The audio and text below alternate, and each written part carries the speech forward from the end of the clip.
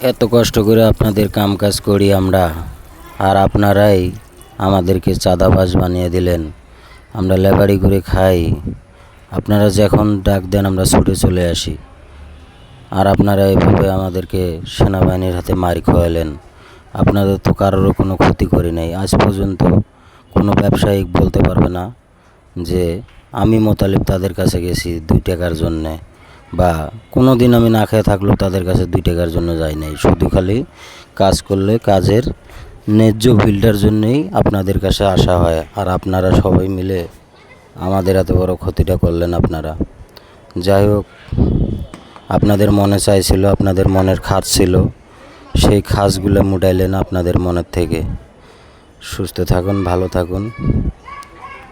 আর কি বলবো, দুঃখের কথা বলার কোনো আমাদের জায়গা নেই, আমাদের কেউ নেই, আমরা অসহায়।